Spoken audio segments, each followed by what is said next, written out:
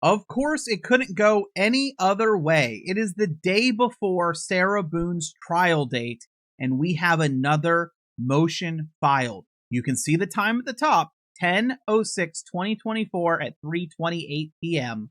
Defendant's motion in limine. What is this last-minute attempt? The defendant, by and through the undersigned counsel and under sections 90.402, 90.403, and 90.404, Florida statute requests this honorable court to exclude certain evidence at the trial of this cause, specifically redacting portions of the 2-hour interrogation at the Orange County Sheriff's Office, and as grounds alleged as follows. So they are trying to redact portions of the 2-hour interrogation they just failed getting thrown out entirely. The defendant, Sarah Boone, is charged by way of information with a single count of second-degree murder. The offense allegedly occurred on February 23, 2024 in Orange County, Florida. That is not true. The offense did not occur this year. Yikes. During the homicide investigation, the defendant was asked to come to the Orange County Sheriff's Office. Defendant arrived on February 25th, 2024. Again, another big yikes. 2020. Normally I wouldn't harp on this, but if this is your last minute filing, you might want to get your dates right. Was escorted into interrogation room. A custodial interrogation of the defendant then ensued. The approximately 2-hour interrogation was recorded by audio and video. During the interrogation, 2 homicide detectives questioned the defendant at length concerning the facts and circumstances surrounding George Torres's death. At such time, statements were made by the defendant and the 2 detectives. Some of the statements made by the parties should be excluded and redacted from the video mentioned above. So, some of the statements they don't want in. Well, what are they? From the transcript of the interrogation video titled Transcript of Taped Interview of Sarah Boone conducted by Detective Chelsea Kopsel, case number 20-17904. First section of evidence to be excluded. Following the dialogue from pages 69 through 71, beginning on line 6 of page 69, Detective Scott Lowen, hold on. You had 2 different neighbors that lived directly next to you. You asked to use the bathroom and they told you no and turned you away. You had to go. Sarah Boone says, oh, Detective Scott Lowen. Across the way to somebody else. Sarah Boone. Oh, no, okay, Kim and Ellie. Ellie or Kim is not a nice person. Detective Scott Lowen. Okay. Sarah Boone, she's just automatically not nice. Even after me and Lucas went over there and introduced ourselves, she's just not a nice person. Detective Scott Lowen, then why would you think she would let you use her restroom? Sarah Boone, because Ellie was in there, and Ellie comes over and talks to us sometimes, which I think pisses Kim off. Detective Scott Lowen, okay.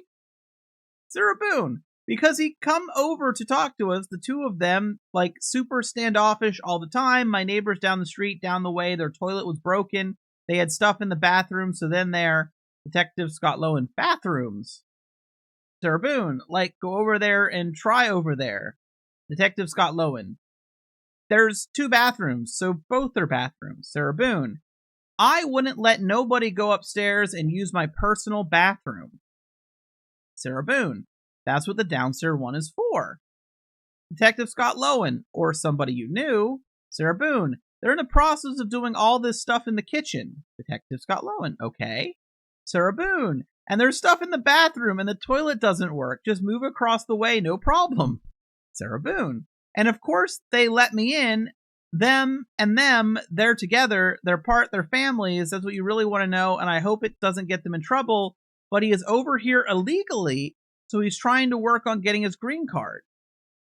Detective Scott Lowen, what does that got to do with you using the bathroom? Sarah Boone, they didn't want to be involved. Detective Chelsea Kopsel, what's the address? Detective Scott Lowen, no, I was asking last night because we had several different people. Sarah Boone, assuming. Detective Scott Lowen, stay in the neighborhood, come up. Sarah Boone, Eli and him, Detective Scott Lowen, saying that she was drunk on a regular basis. Sarah Boone, Eli and Kim, okay. Did you ask Benny next door? Sarah Boone. Those are the ones next door that she asked to use the restroom, and they no. Probably said no. Detective Scott Lowen. No, she said no. Detective Elsie Kupsel. Okay. Sarah Boone. Like I said, she's not a nice person. What did I just read?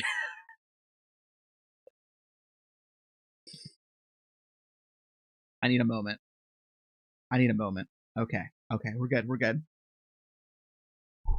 The exclusion of the said evidence is required due to lack of relevance under Section 4402 Florida statutes. In addition, the evidence is improper character evidence under Section 9404 Florida statutes. I have an opinion at this point. I'm going to hold that opinion till the end. The second section of evidence to be excluded. Page 53, line 11, Detective CK. Well, he's dead as a result of your actions. Line 13, Detective CK. He's dead as a result of your actions. Line 14, Sarah Boone. I understand that. Page 55, line 24, Detective LS. I have one last question, and you realize you're the person that killed him, right? Page 56, line 1, Sarah Boone. Obviously, I thought about that. Page 92, line 15, Detective LS.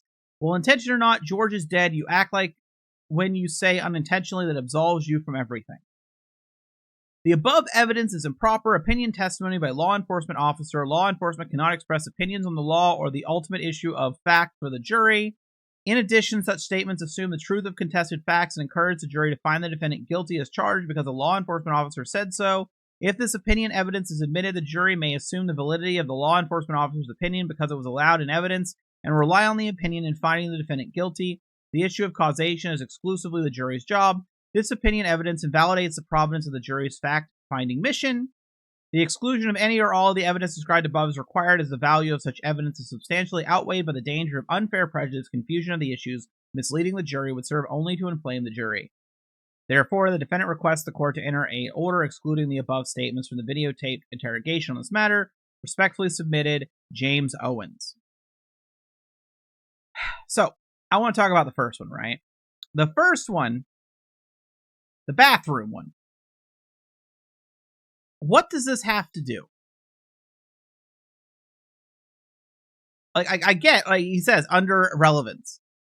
But why does he think this is going to be, like, used by the prosecution, unless he's assuming the prosecution is going to just play the whole interrogation for the jury, which is, I guess, possible, right?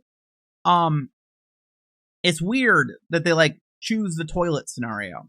The second one, I get what they're trying to say, but does that mean that in any interrogation where a detective says you murdered them, does that mean that any section around that gets thrown out? Because I don't feel like that's the case.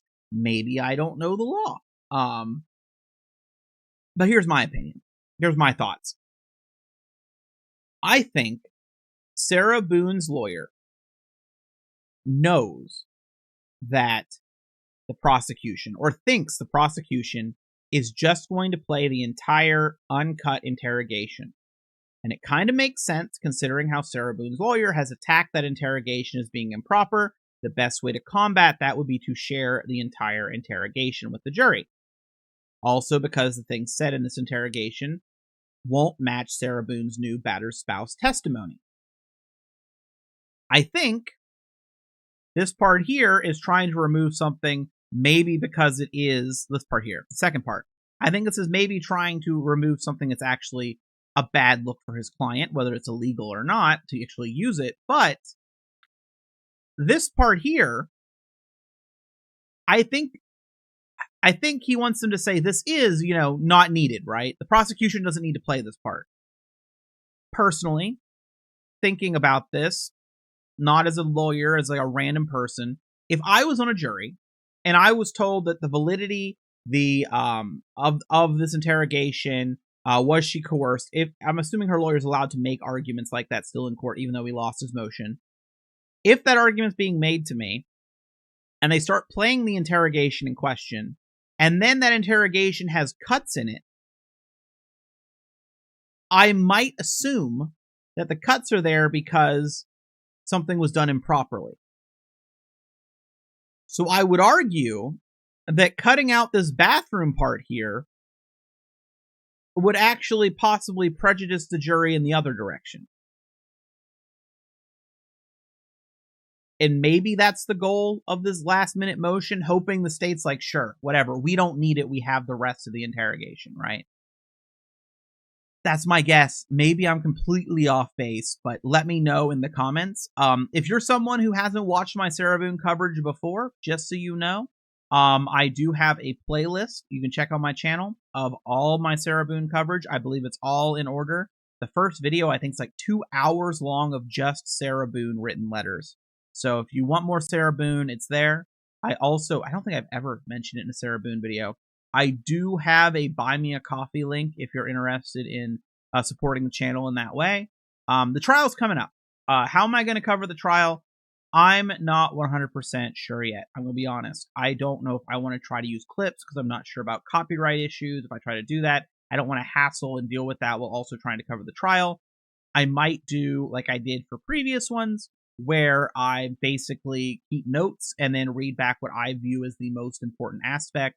That way you can skip over the dead time, essentially. I mean, the last one turned like an hour and a half, 2-hour appearance to like 30 minutes explanation, including some new court documents covered. So I might go that route.